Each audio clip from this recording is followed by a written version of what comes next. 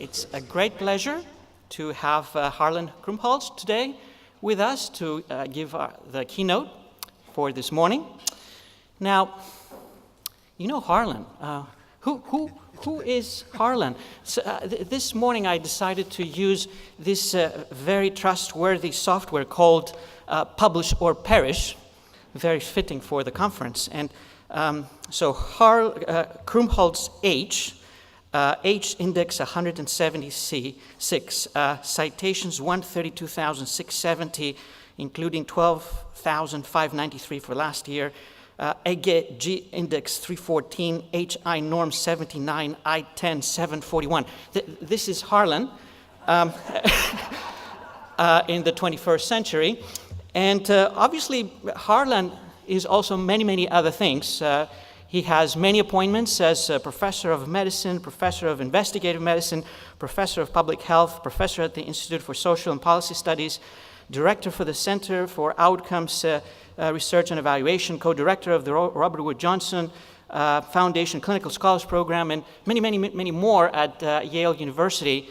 And he's one of the major thinkers about where we're heading with openness and transparency and what the new world will be like.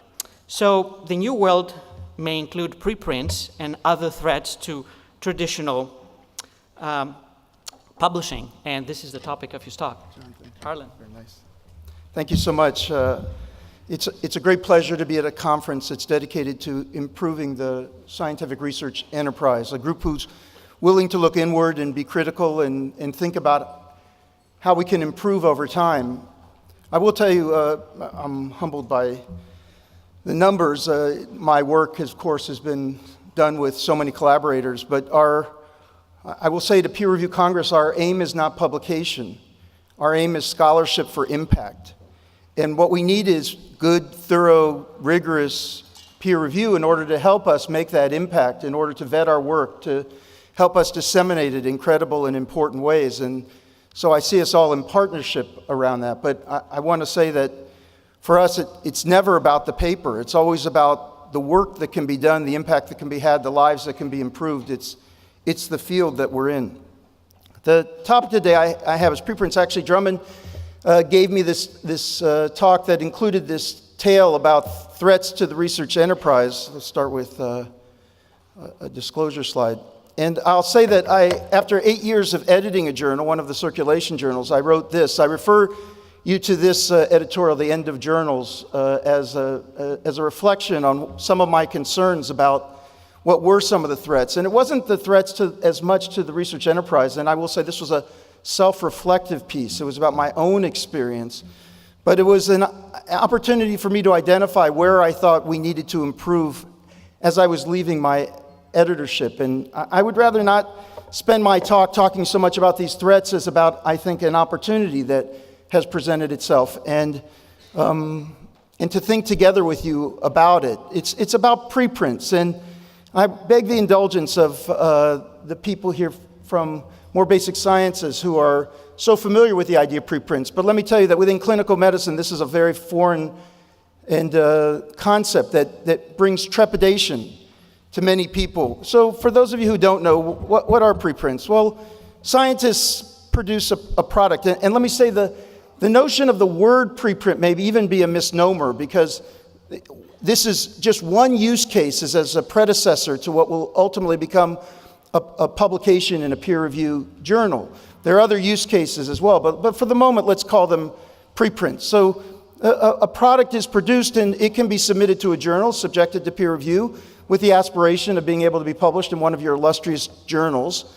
But it could also be such that someone wants to share it immediately with their scientific community, and so they will prefer to be able to do that pre-peer review. They know their colleagues are capable of understanding issues in their field. They're actually capable of doing their own peer review, and the notion of being able to circulate that information immediately becomes preeminent in their thoughts, because they want to be able to work within their community. And they may also want their community to be able to provide them feedback in real time now, not just to wait through the cycles of peer review or through rejection and resubmission in order to finally get it out there and let the world see it. But they prefer to be able to be part of that community now, move quickly, accelerate the progress. And so this is really what preprints are. This goes up to the server and then can be distributed. It may also then ultimately, or at the same time, be submitted for peer review. There's lots of different ways it can happen, but the notion is that we can archive, memorialize, put into place our product, some product of our work that we wish to share, and have it be archived in a way that it can be citable and enduring on the internet so that we can trust that it'll be there, others can see it. So I just want to thank the organizers, particularly Annette and Drummond, for indulging me in a discussion of non-peer review in a peer review Congress, because obviously the focus here is about how to improve peer review, but I suggest that your scope be broader, because I really believe your mission is to improve the scientific enterprise broadly, and just as my mission is to have impact, I believe yours is too. That in the end you want to see the products of your own work improve the world, not just lead to more and higher impact factors and more accolades for your journals, but actually to see the world better as a result. I do want to say first, this is obsequious, thank you all for accepting my papers. I can't, please continue. This isn't an attempt to undermine peer review, this notion of preprints. I don't think of it as a substitution. And I will say, and I've probably every editor who's worked with me knows my feeling about this. Every journal has improved our work. Our publication is, I can't remember a time when, and I would have appreciated at least one time, where you would have written us and said, this is such a beautiful paper, actually we don't think you need to touch it at all. I'm hoping, John, that happens before I'm done, but when we reflect on the comments we get, I'll tell you the truth, we don't agree with all of them, but we know in our hearts by the time we're done that this vetting does improve our work. So thank you, and it plays an important role. So look, peer review matters. I just, in case you were feeling a little insecure, peer review matters, and so there's no question about that. The issue is, where's the role of preprints? And I just ask you to keep an open mind, because at least within clinical medicine, there reside a reservoir of strong feelings about whether or not it's appropriate for people to be sharing results in advance of vetting by peer review. And for one thing, in the clinical medicine, we are often publishing for non-experts. So in many journals, especially particularly as you get down to specialty, you're publishing for experts in your field. Your readership is circumscribed. The products are intended for a group of people who are working in the field for them to continue to advance. Now, they may hand that off to someone else. They may hand it off. It may become something a company uses, or it may become something that a drug company brings further and disseminates or something as a new drug or device or so forth. Or it just may be knowledge for knowledge's sake that's important. But in clinical medicine, our journals have actually a dual audience. It's for the people working in the field, but it's also for the broader audience of people practicing. And that's what I think leads in part to the strong feelings and the sense of trepidation that can accompany these issues. So what problem are we trying to solve with preprints? What problem is it? Because I think it's important to hone in on this. And I say it's, how do we easily and rapidly archive and share information with other scientists to accelerate research, enhance collaboration, reduce waste, and increase transparency? And notice I say, I'm going to get back to this, with other scientists, in order to help us move faster and be more open and to share, create collaborative culture. That's the question, whether this would be, can we improve on that? And again, in my view, these servers are complementary to and not a replacement of peer review. So I think we need to be thinking about whether this augmentation of our current ecosystem would be of some advantage within even clinical medical research. Now, for those of you who don't know, the idea here is about the enduring site. A lot of things do get posted in different places, but you never know if they're going to stay, even when we cite them in our articles. If we put a URL, we have to put the date that we did it, but it doesn't mean that you'll ever be able to find it again. And so, this DOI, the Digital Object Identifier, becomes very important. This unique alphanumeric string assigned by registration agency to identify content and provide a persistent link to its location on the internet. I mean, this is the idea. Memorialize, anchor, allow it to be findable and usable by others in ways that might not be possible otherwise. Now, I bring up this issue of science for scientists. I will tell you, as someone who does clinical research and health services research, and I'm using preprint servers all the time. Why? Because some of my work is in economics. I can't remember reading an economics journal, but I get MBR preprints all the time. People are circulating. As our group tacked towards artificial intelligence and machine learning, I realized that we are wholly dependent on preprint servers for our information. If we wait for peer-reviewed publication, we'll be years behind in the field. And in that field, they're sharing code. It's a remarkably collaborative. I believe that the peer review still provides benefit for them, but the truth is, if you want to move and be collaborative within that field, every day we're passing around preprints. Now, because we're passing it around to our group, they actually don't have to be exactly right. They're teaching us what other people are thinking. They're sharing what other people are doing. Other people are able to anchor the provenance of the idea and how it's related to their work and when. So safely they're saying, we're doing this. But it allows us to keep going, to be current, to be at the vanguard, and to understand what's happening. And it makes us want to share also. It transforms the way we think about these things. So the notion is really science for scientists. Now, pre-peer review results are already released, and believe it or not, major journals already allow peer review release of information. All of them do. All of them do.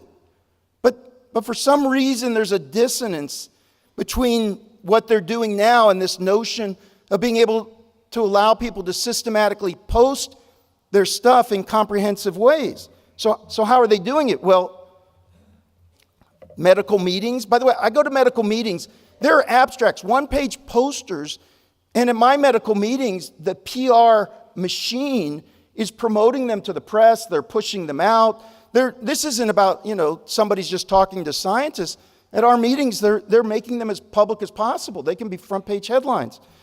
ClinicalTrials.gov is a preprint of sorts, a results reporting. Press releases. When the sprint trial was done, NHLBI ran a press conference to give the results in advance of the publication, but you couldn't search the information about what was going on. And these press releases are also coming out for SEC. Cantos, the big trial at the European Society of Cardiology, 2 articles, one article in Lancet, one article in New England Journal of Medicine. We knew the results several months ago because of press releases. But the problem is that the information's often incomplete. It may not be citable, often isn't. You're using a URL that may be there temporarily, and it's not searchable. So it's sort of this information's getting out in very incomplete ways. So I am suggesting there's a use case for people when they submit, but I'm also suggesting that to resist it is to say, well, why are we doing this? We're encouraging meetings, abstracts, presentations like this. I can present something here and no one will bat an eye if I put this in for publications, if I presented some data. But on a preprint server, it's shocking that somebody would actually make it look like a paper, because that's concerning. And so, we have to really think about this use case of saying we really don't want to, we want to be able to share even the preliminary piece, even though we know it will evolve. And then the way it's currently being done, there's no opportunity for community comments or dialogue. It's not systematically positioned for feedback, growth, and insight, and so forth. Now, Improve-It trial is an example of this. This is an important trial of ezetimibe that had been running for many years and was long anticipated. The results were released. The press release went out August 2014. In November of 2014, it was presented in full form at the American Heart Association, but it wasn't published until June 2015. In the interim between that press release and then the full presentation of the American Heart Association, you couldn't really say, well, I really want to review what was even presented. You could find URLs on the web, but it was not really archived, memorialized. I can't tell you today that you could find it. If you wanted to understand what the difference was between the public presentation in November and what was ultimately published, you might have difficulty. And yet, this might be important information also to see that evolution. This is about just full transparency of our evolution of discussion in science. There are also, as a second use case, there are lack of options for less publishable products. So protocols and technical reports. Sure, some of them are getting published in journals, but many of them don't. From the moment a study goes live, wouldn't it be great to have a detailed protocol posted, citable, searchable, understandable? When I do a study that's 2 degrees different than that study, I can build on it rather than not even knowing it really exists, except that in clinicaltrials.gov it's registered. Quality innovations. We're moving rapidly to try to improve quality. People within a single institution may be doing something they want to share, almost like case reports, but it may take too long by the time they go through the process of publishing, and maybe they want other people to build on it so that higher grade science can evolve from it. But there's no place to put it now. White papers, government reports, a whole range of other things that might be useful. And then unpublished trial data. You know this is a scandal. Many trials are never reported or delayed by years. These are experiments on human beings that are being performed, and no one's ever being told the result. I think the entire medical literature is corrupted by publication bias, and thank goodness for the clinical trial registry, but still, in observational studies, it's a free-for-all. In clinical trials, we're still not finding out the results. In a paper we published in BMJ, only 29% of completed clinical trials conducted by faculty at major academic centers were published within 2 years of completion. And only 13% were reported on clinicaltrials.gov. When I ask some people, they say, believe it or not, it's too much trouble to publish. What we need is at least for people to be able to post their results on clinicaltrials.gov and to provide more context and in an archive that's memorialized as a complement to it so that we can be able to get all of this out. And then there's speed. Look, it's not just all about speed, and peer review should be deliberate. It should be thorough, rigorous. We depend on peer review to give us an assessment of and improve the science.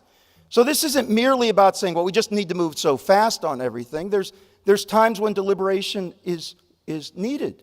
And so, on the other hand, delay isn't inherently good just for itself. So one of the things I want to say, and I'm going to show just a little data from BMJ Open. I want to say Trish Groves does a great job on BMJ Open. It's a great home for protocol papers. We've published there before, and they've made them better. But in the course of the evaluation of those papers at BMJ Open, it may be that we should have posted, and by the way, BMJ would have allowed that. I didn't even realize it at the time. But we looked at the time from protocol papers being submitted to BMJ Open to their publication, and the median time was about 5 months. You know, when you get peer reviewers, they do help us on these papers because they tell us to clarify or add more information. But, you know, sometimes they say, you know, you really shouldn't enroll those patients, so you really should do this. You're saying you're in the field. I mean, we should, this is something, a lot of this information could have been posted because it will never change because you're describing something you're already doing. And so the question sort of is, can preprints complement this? Still, the publication and peer review is useful, but I believe so would be rapid publication. So what are some of the concerns that we've heard about this for clinical medicine? Well, there's already too much fake information out there. You're just going to be putting up more. This is a report from that journal, predatory journal, the National Enquirer, about I'm back from the dead, Rita Hayworth. But look, this is, people can go on the internet, they can Google, there is a lot of noise in the environment. I think a fear that this just augments that is misplaced in the sense of where we are today. It is true, people have told me there's already too much information. Why would you want to make more information? Well, I mean, that's an argument against so many journals too. I mean, the point is that it's not the information overload, it's the filter failure. And we've got to be good about figuring out what's worth it, what's not. It's not about us restricting or censoring. It's about us creating opportunities for worthy contributions to be available and then for us to be able to build the filters that do it. There's a concern that the public may act prematurely and harm may accrue. What if somebody posts something about the benefits of arsenic for this or that, or you know, someone's doing something irresponsible where they're promoting something that could be harmful? Well, you know, I think this needs to be framed as science for scientists. And I'll talk a little bit about mitigation strategies, but the preliminary nature of this, the notion that this isn't yet peer-reviewed, you know, needs to be prominent in all of this, and we need to be able to implement that. You may say, well, people will ignore it. Well, believe me, there's a lot of stuff on the internet that people don't ignore. You just have to do the best you can. I don't believe that this is something that can't be managed. There's also a concern that we may undermine clinicaltrials.gov. This isn't meant to replace it either. The results reporting is something we should all be pushing for clinical trials. But as Deb Zarin herself will say, it's about results reporting. But there's a lot more to being able to provide context and meaning to those results, even in the preliminary stage, that can complement the results reporting within it. And so we have to be careful not to be a substitute for it, but to be a strengthening, a link to it that can make it better. So what are some of these risk mitigation strategies? Well, the idea of having high-level screens to be sure that common levels of decency are being adhered to, that there isn't anything that seems obviously dangerous or inappropriate. Ensuring that what's being posted is IRB approved or exempted. To require posting of clinical trials also on clinicaltrials.gov to say what we're looking for to strengthen that institution too, if you want to use ours for that purpose. I heard this today from Brooks Hansen, the idea that corresponding authors should be ORCID connected so that there is it's not a troll, a fake individual. Not that still that couldn't occur, but that's also incorporated in. And then labeling and watermarks on everything that's done that notes the preliminary nature, the lack of peer review, the idea that this isn't a substitute for a finished product, but in fact it is something that seeks to be shared. So a major concern by my colleagues is, will this jeopardize peer review publication?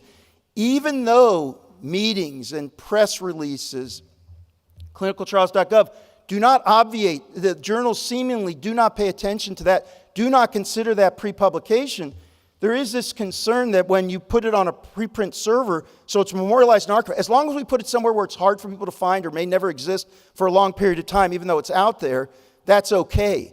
But if you actually anchor it and archive it and are transparent about it, ooh, that's a problem. Because, well, I don't know why, but that's the way it is. So, we looked, and actually there's a Wikipedia page that says what journals allow preprints. And there's a lot of green there, but not a lot necessarily in clinical medicine. I was very happy to see this from the BMJ, and I think it's worthy of note. BMJ did have a preprint server, by the way, in 1990s, I believe. And so it says preprint can be posted. I emailed Fiona Godley, and she confirmed that's not a problem. And even I'm saying about BMJ Open, I don't know why we never posted to a preprint, why we had submitted. We should have. We looked here at Nature. I like this. The policy states, neither conference presentations nor posting on recognized preprint servers constitute prior publication. Nature never wishes to stand in the way of communication between researchers. Communication between researchers includes not only conferences, but also preprint server. The archive preprint server is the medium of choice for physicists and astronomers, blah, blah, blah. If scientists wish to display drafts of research papers on established preprint servers before or during submission to Nature or any journal, that's fine by us. And I say kudos to Nature. Now I realize that many of you may be thinking they don't have some of the challenges of clinical medicine, but there are clinically relevant contributions that appear in Nature journals. So this idea of preprints, just to kind of close up here, is that it does provide for immediate access. And I've taken this and the other one that I showed from an ASAP Bio, of which I'm on the board, which is promoting preprint servers within the life sciences. And they have a nice video on YouTube that sort of explains this. But accelerate scientific progress, enable people to archive and do provenance of their work, to disseminate and show the priority. Let me just say NIH is now encouraging the use of preprints and is fully on board with this within the grant applications, others as well. Cancer Research UK encourages the use of preprints. Growing use in biology. BioArchive is an amazing success story. People had a lot of doubts about it, but now it's receiving a tremendous number of submissions serving the community. And the green here is what the BioArchive part about, the growth in preprints. And when Paul Ginsberg began this idea in physics, I think, it was remarkable how quickly that entire field began to sort of transform the way in which they were sharing. BioArchive and others are showing how that can occur in life sciences. So when's the right time for clinical medicine to do this? When's the right time for us to move forward and create this capacity? And I will say BioArchive does have the ability for clinical trials, but it's never really taken off. It's been understood as a life sciences server. Clinical medicine has its own sort of peculiarities, issues. We have our own community. And so when's the right time? And I think, we at YODA, the Yale Open Data Access Group, I run with Joe Ross, and and assisted by Carrie Gross and Richard Lehman and others. You know, when we were thinking about sharing data, there was this same question was posed. When's the right time? A lot of naysayers, people said you'll never be able to get anyone to share individual patient level data, much less companies. You know, you're crazy, it's not worth the effort, you guys are wasting your time. Well, we're just not smart enough to stop, so we just keep going. And it turned out that there were people who wanted to be part of that, and it began as a catalyst for the field, and we believe it helped to spread, and many other people with really honorable and virtuous efforts were able to push that forward. We think now's the time for a preprint server in medicine, and we want to be committed to actually launching this. So, and I will tell you that the original plan was to announce and make it live today at this meeting.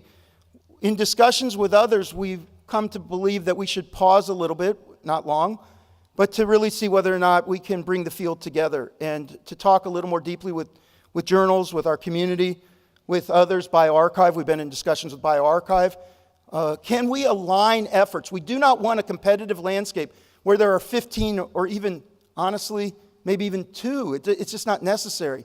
Can we combine as a community? Can we align? Can we understand what the values are? Can we create these risk mitigation strategies that will be wise? And can we take steps that will, in fact, strengthen the clinical enterprise? I think we sort of say the idea here is to build a community resource. By the way, it's not that Yoda will own it. We're stewards of it, not owners. We want to be able to help. Someone else may take it over at some point. The point is that we're trying to strengthen the community resource and iteratively learn. We need to evaluate at every turn so we can get stronger. Just as you're trying to get stronger in peer review, we want to be of you, and we want to be of the community, and we want to learn together about how this can be good. We want to make sure that we're not doing anything that's causing any harm. What's the goal? The goal is not to establish a server. No, it's about the impact. It's not about the process step. Of course, that has to be done extraordinarily well.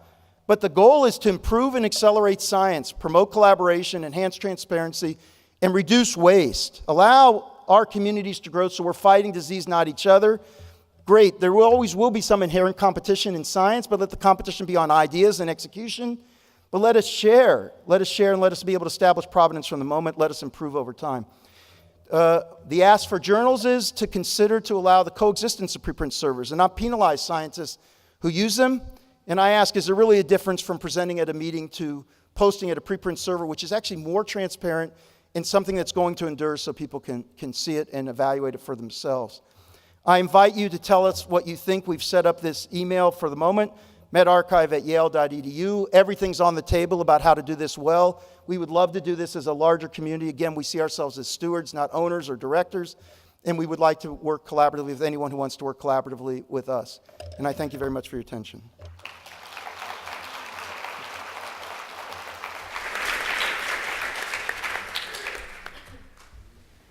Thank you, Harlan. I think we have some time for questions. Hi there, Sharon Quimby from the American Academy of Neurology. Fabulous talk. It occurs to me that when a journal, and you've been an editor, when a journal goes to try to select external peer reviewers for a paper, do you think it will be more difficult for them to find folks who've not already had their eyes on this paper? And you think because they've had eyes on this paper, that's a problem because? Would you consider that a conflict as an editor? No. You wouldn't, okay. Look, I think if someone has some relationship with the authors, if they've got some reason to be biased, but if someone is aware of the paper and has, I mean, my hope is that we create a means by which there's actually post-posting peer review that's also occurring, that people are making comments on the paper, and because someone is aware of it, I think they may be better positioned to comment on it. But I don't, it wouldn't preclude that, from my perspective. I don't know if others want to comment. I'd be interested to hear what other editors think. I would think at least that would go in the comments to editor, just so that the editor could weight it appropriately depending on what their And you think that that conflict is? You know, I just know I'm a managing editor of a journal, and I've seen editor comments where somebody will write in and say, I've reviewed this paper for another journal. And some editors are fine with that, and they say, you know, we'd love to know whether the authors actually made changes relative to your original suggestions. And some editors want fresh eyes on that paper. So I think there's probably dueling philosophies out there. Yeah, I wouldn't want someone who's decided how they feel about the paper. I wouldn't want someone who, that's true. Yeah. Steve? Hi, Steve Goodman, Steve. Stanford. So I'm going to say something in public I've said in private, but it's, I think, valuable to put out in the public conversation. And you've covered a lot of the territory. I really appreciate you sort of giving due to both sides. But you use as a touchstone the announcement at meetings. And then you talk about mitigation strategies. One could argue that the very structure and the sociology of meetings represent that mitigation strategy, and that it is difficult to find them, and that it is mainly a conversation among scientists. And the few things that break out, maybe sometimes there's a service in breaking out, and sometimes it actually does harm, because we see over and over, and we know well how preliminary those results are and how they change. Almost every study of abstracts shows that they either don't go on to publication, which is, as you say, sort of a crime, or that the data often change a lot. And the Sprint announcement of the press release was an example of something that probably shouldn't have occurred like that.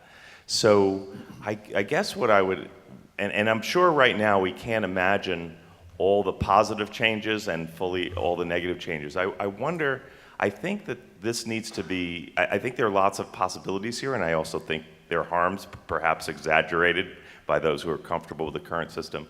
But it seems to me that as you roll this out, and I do think it's inevitable that it will be rolled out in some way, that you do it in a way, in a careful way, maybe in a narrow way, so we can begin to understand the positives and the negatives. Choose one field.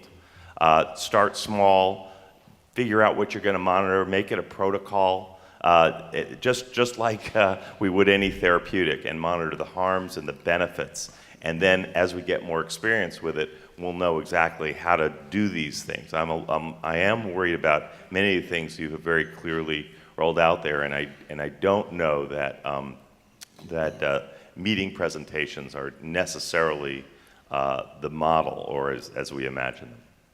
And I'll just say, at least in my field, those meetings, presentations get echoed and echoed and echoed in throwaway journal, they're not journals, throwaway things that we get all the time and in press and so forth. And this is, the argument back is just saying, why not just archive what was said, so that anyone can say, well, actually, what was said at that meeting, so that we could see. But fair enough, good points. I want to thank you, Steve. George? George Lundberg from Stanford. Congratulate Dr. Krumholz on a wonderful talk. I'd like to call the attention of the group to 3 other initiatives that are really quite related. One I mentioned 2 days ago called Cureus, C-U-R-E-U-S, a medical journal on a platform in Palo Alto and San Francisco, which emphasizes post-publication peer review. Post-publication peer review has always been the most important form of peer review, because all the readers see it and they ignore it or they act on it. So I have to disclose there, I have options in Cureus. Second is Cancer Commons in Los Altos. cancercommons.org, a not-for-profit intended to share information about cancer between doctors, patients, industry, everybody freely. Marty Tenenbaum and I founded that in 2011. They pay me an honorarium. The third is Rapid Science in Brooklyn, New York. It's Sarah Green, who was once at Cancer Commons and moved back to Brooklyn, does rapid science, intended to do very, very much the same thing you're dealing with here, particularly in molecular medicine. 3 initiatives: Rapid Science, Cancer Commons, and Cureus. Thank you. Thank you. Hello, Katrina McCallum from Hindawi. I have one question and one comment. So the question is, to what extent do you think data should be shared when preprints are published? And the comment is in relation to conflicts of interest for editors and journals if you have a preprint. So this is based on my own experience, and I and others in this room, actually, including editors from Science and Nature, published a preprint.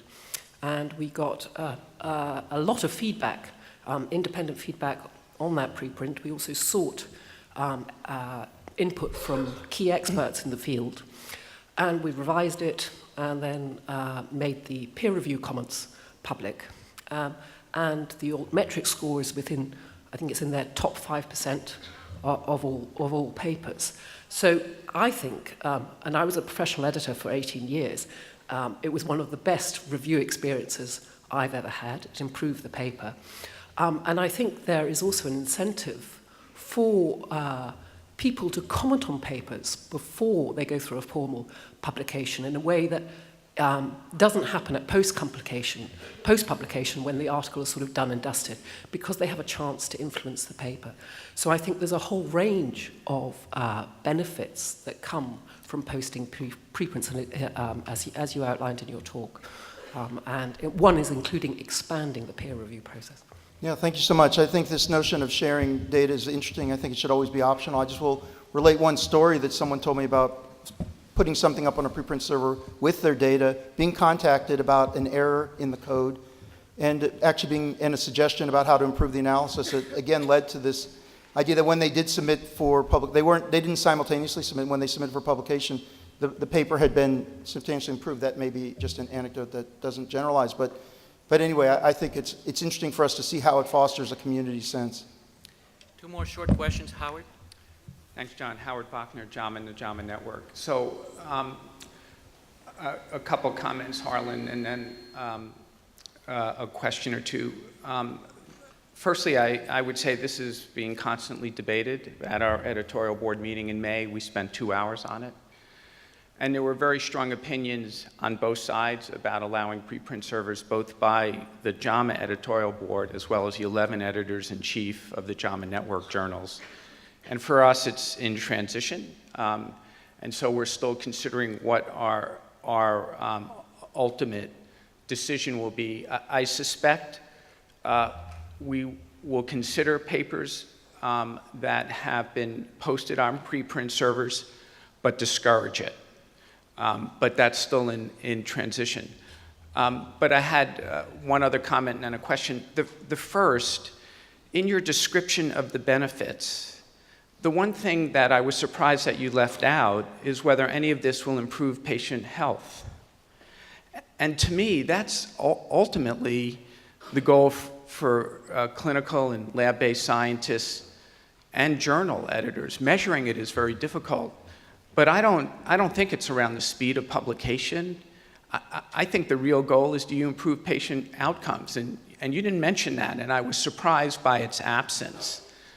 And the second is, and you alluded to this, is that many of the outcomes that JAMA and Network journals, many of the outcomes of the trials we see change 180 degrees after peer review. Change really substantially.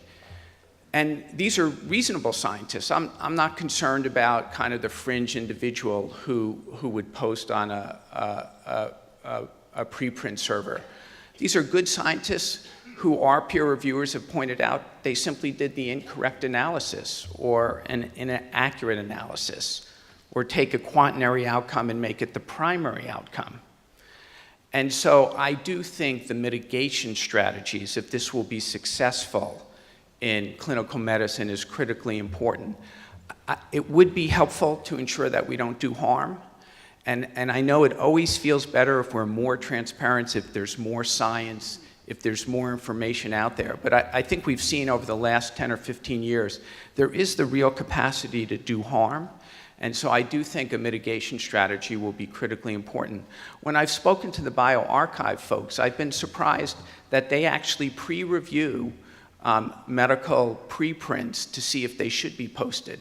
And there are exceptions when they are concerned from legitimate scientists that they don't post them.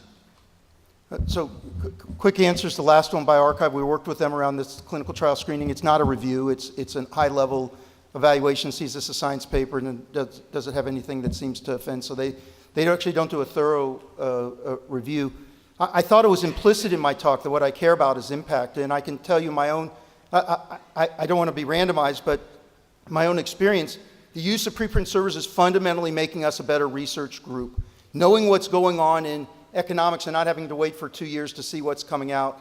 When Jonathan Gruber writes something, I can read it, understand it. What is it? Should it affect what we're doing? Same thing within machine learning and AI. We can see what's going on. We can do our own peer review. We can understand whether or not it's relevant or not to us. And that's this idea of science for scientists. It's about staying within the scientific community. The issue is going to be, you're absolutely right. I mean, I think for people who can't tell the difference between whether it's valid or not, then yeah, the peer review plays a very critical role. And for those of us still, I'd like to see it when it goes through peer review. But it also is of some use to me to see what people are thinking. It would make us more efficient. how you even study whether journals are improving patient outcomes can be very difficult to do. So, the question is, within an observational ecosystem, what do we do to be able to evaluate our own impact? But let me say, point well taken about the harm, about the pressure we need to put on ourselves to evaluate and to be able to do this wisely. Points entirely well taken. Thanks. Last question from Deb, and I'm sure that this is a topic that will be discussed for months and ages. Thanks. Deborah Zarin from clinicaltrials.gov. Harlan, that was a great talk, and I appreciate the support of clinicaltrials.gov. I'll just say two things. One is that I think your support is not just because you want to support it, but because we, in fact, impose reporting standards so that we hold people accountable to their pre-specified protocol and require that they fully report the outcomes, so it avoids the kind of cherry picking and other distortions that have been documented in abstracts and other things. But, excuse me, the second thing is that I'm wondering, one of the things that people frequently want us to be able to do, and we can't as the government essentially, is have a way to have comments going on about the results.